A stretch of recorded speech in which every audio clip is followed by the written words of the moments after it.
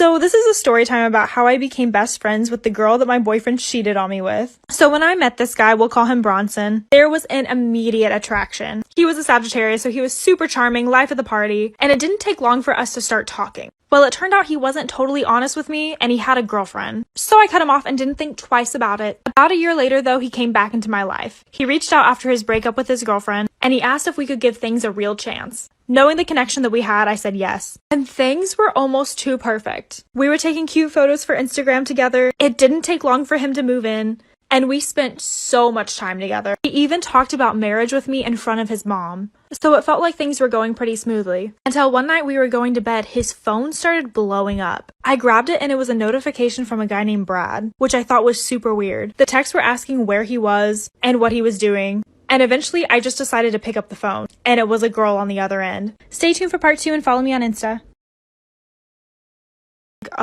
What is this? And why are you calling my boyfriend's phone? And she was confused. She was like, boyfriend? I thought you were just being his supportive friend. It turns out him and his ex were still seeing each other. I was pissed and woke him up. And he had the nerve to try to tell me that she was being the crazy one. Like, obviously you've been seeing both of us. We're not that stupid. And she even sent me the screenshots to prove it. And he still had the nerve to deny it. I kicked him out of my house and we didn't talk for a while until one day he managed to work his way back in. I, being stupid, forgave him and decided to try things again. It happens to the best of us. Things seemed okay again, but he told me during our time apart he was couch surfing and he didn't actually have a place to stay, like he was just homeless. So I offered to let him live with me again. That night that he moved back in, I received a call from his ex. We'll call her Ashley. And Ashley goes, no, he's been living with me this entire time. Stay tuned for the last part and follow me on Instagram. Hey guys, here's part 3 to becoming best friends with the girl that my boyfriend cheated on me with. So that's when it all clicked that this man just couldn't ever be honest with me at all. From day one, and then there was no way that he was ever going to be honest with me again. So we might as well let things go down in flames. I told Ashley that she was welcome to come over. So she knocked on my door and I let her in while Bronson was still sleeping. And she walked straight to the back and woke him up. They immediately started fighting and running around my house, yelling and arguing with each other. I was so done at that point that I just sat in my kitchen with my cup of coffee and just watched. I just couldn't believe that I let a man get the best of me like this. And the best of both of us.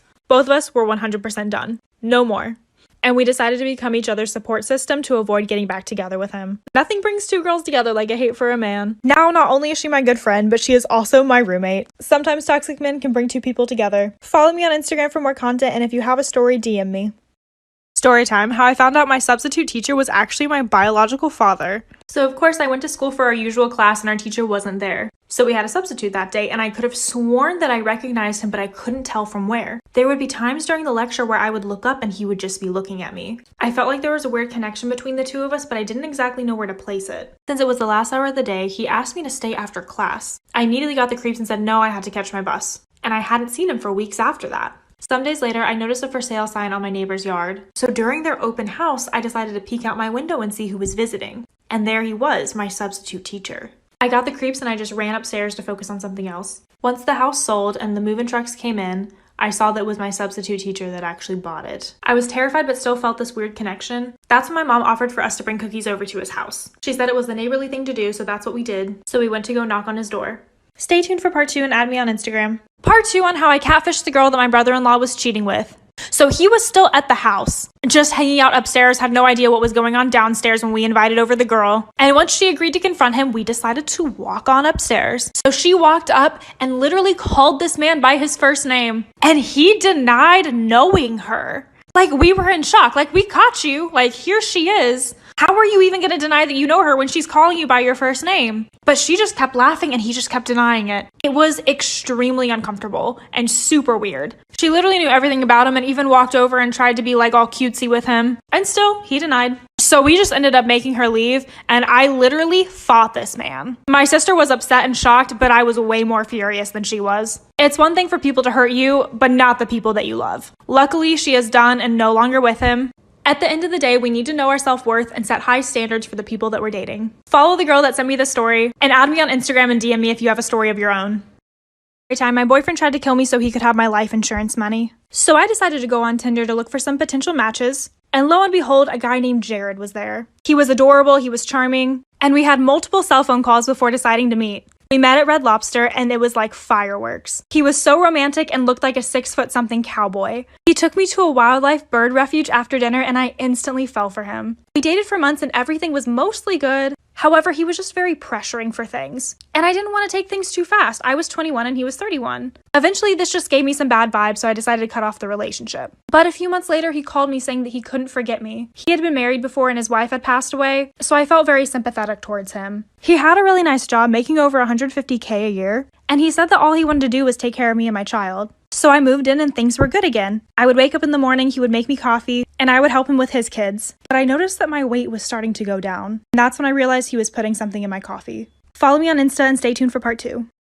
Storytime. I found out my boyfriend cheated on me with his aunt. So this guy that I had a really big crush on at my school had just recently broken up with his girlfriend. And so I was kind of just there to like comfort him and be a shoulder to cry on. You know the drill.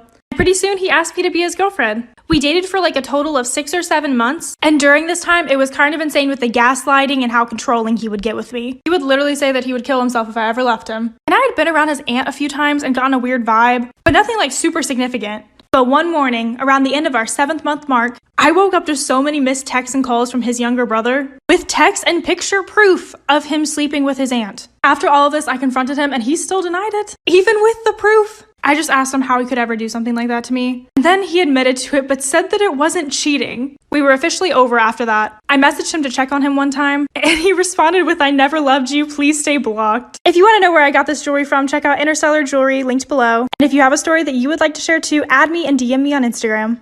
Every time our house had to be cleansed of a demonic presence. I had just gotten out of a relationship that I had been in for 5 years. I had to pack up my stuff from his house, move out, and I was mentally all over the place. One of my friends that I'll either tag below or in the comments had just bought a house during this time, so it was kind of perfect for me to move in with her.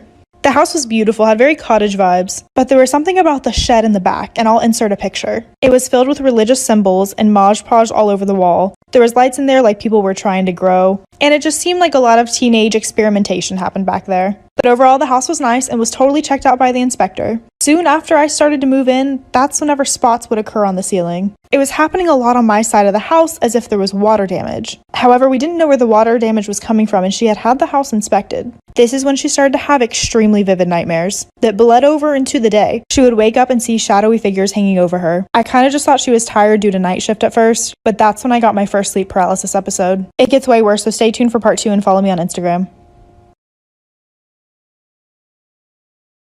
Storytime part 2 of our house being cleansed of a demonic presence. So my roommate's nightmares and hallucinations were getting worse and worse. When she would drive home from work, she one time literally thought someone was hurting themselves in the car next to her, and then would walk into the house and see something standing over her. But again, we just thought she was tired due to night shift. However, a few days later, I ended up waking up and not being able to move my body. All I could do was look around the room and I felt someone petting me. All I could do was lay there while this thing talked to me and pet my head. But I could never see her. And I know it was a her because it was a female's voice. This had me freaked out and not wanting to sleep for days. But soon I was able to get over it and forget it. One night whenever I came back with one of my guy friends, we walked into the house and from the back we heard, "Hey, are there any people here?" We both just looked at each other like, "Oh my god, did you actually just hear that?" Except I heard it in a female voice and he heard it in a male voice. He told me to stay right there and he scanned the area to make sure that there weren't any people there.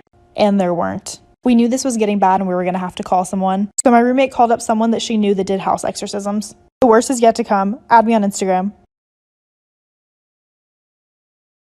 I'm part 3 of our house having to be cleansed of a demonic presence. So my friend reached out to a lady that she knew and told her the situation, told her about the house, and the lady was very intuitive. She knew that we were not going through very good times in our life and that there was probably something here feeding off of us. On top of that, it was gaining energy from a negative male presence. And she mentioned that potentially this male presence could have been doing drive-bys, just like my ex had been doing. She said she'd be there in a few days, but that the rotting of the house was going to get worse. A few days later, on a day that I know that my ex came by, the entire roof in one of the rooms collapsed, and I'll insert a picture. So she was right. By the time it got to her coming, she was able to examine the house and give us a full assessment. I guess whatever teenage experimentation was going on in the shed ended up letting in something and then was feeding off of our weakness. Not only that, but the spirits were watching my roommate from her window looking into her mirrors, which faced her bed, so make sure you never have mirrors facing your bed. The exorcism included absolutely everything you can think of, and the issues we were having stopped for the most part after this. Stay safe and follow me on Instagram for more content.